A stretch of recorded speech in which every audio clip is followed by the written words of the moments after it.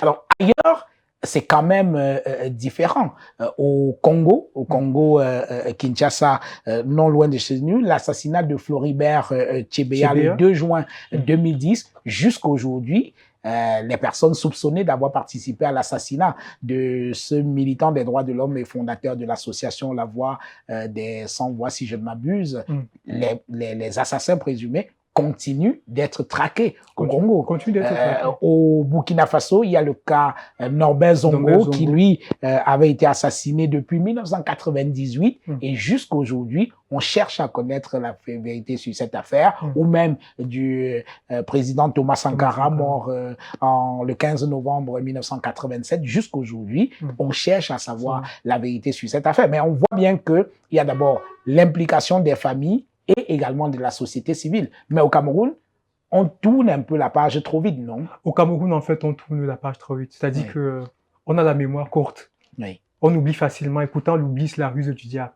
Donc, d'où la nécessité, en fait, d'un tel ouvrage, en fait, pour raviver les mémoires, pour vaincre l'oubli, et surtout, en fait, pour apaiser les familles. Parce que pour réaliser cet ouvrage, j'ai eu beaucoup à échanger avec les familles, c'est-à-dire pour avoir des informations. Et je constate en fait que c'est des familles meurtries. C'est-à-dire c'est des familles qui ont subi des drames depuis plus de 40 ans, mais ces familles portent encore ces drames au fond d'eux. Ces familles en fait ont besoin, ont soif de justice pour pouvoir en fait obtenir la paix. C'est-à-dire pour pouvoir retrouver la paix. Voilà. Et au-delà en fait de cela, c'est-à-dire que les familles qui sont la société civile qui est molle, même les politiques qui ne font pas ce qu'il faut pour réclamer justice, les Camerounais eux-mêmes qui ne s'investissent pas suffisamment pour réclamer justice, il faut aussi interroger en fait la justice. La justice et aussi la police. C'est-à-dire qu'on constate en fait au niveau de la justice de nombreux manquements. C'est-à-dire beaucoup de manquements. C'est-à-dire la justice n'est pas dite. C'est-à-dire même lorsque ces affaires sont quelquefois portées devant la juridiction compétente, c'est pas la justice. On l'a vu précédemment. Elle est corrompue, la justice. Voilà. On l'a vu. Beaucoup de magistrats sont incompétents. C'est ça. Et c'est même une insulte, en fait. On l'a vu avec le cas des disparus de Bépanda, les conclusions de l'enquête.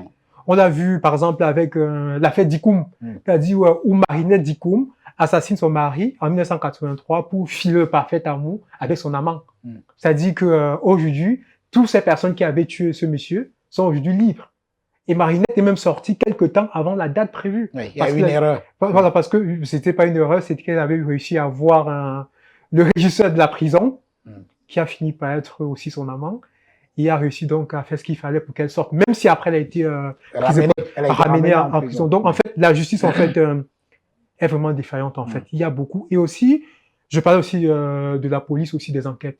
Le travail d'enquête n'est pas fourni. Mais il n'y a pas d'enquête. Il n'y a pas d'enquête. Et même les prémices en ce qui concerne les enquêtes ne sont pas faites. C'est-à-dire que lorsqu'on est fait face à une situation de crime, même aujourd'hui, avec le développement de tout ce qui concerne les enquêtes, regardons par exemple le cas de l'affaire Martinez-Ogo. Lorsqu'on découvre en fait la dépouille de Martinez-Ogo, ailleurs, ce lieu aurait été protégé.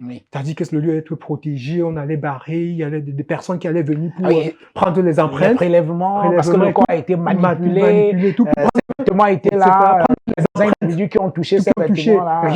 Rien que les empreintes, en fait, prélevées sur la dépouille de Martinez-Ogo, auraient pu, en fait, nous permettre de confondre. En fait, on est au degré zéro en fait, zéro. Cameroun. C'est-à-dire que rien que c'est la préhistoire. La préhistoire, c'est-à-dire que rien que les empreintes, l'ADN qu'on aurait prélevé isolé sur la dépouille de Martinez-Ogo, aurait permis, en fait, que ce qu'on a interpellé aujourd'hui, on aurait pu savoir si ceux-là, les ADN figurent, en fait, sur le corps martyrisé de Martinez-Ogo. Donc, il faut en fait que la police camerounaise en fait fasse un travail d'enquête sérieux et mette les moyens. Parce qu'au Cameroun aujourd'hui, on ne peut même pas en fait résoudre une affaire rien qu'à partir de l'ADN.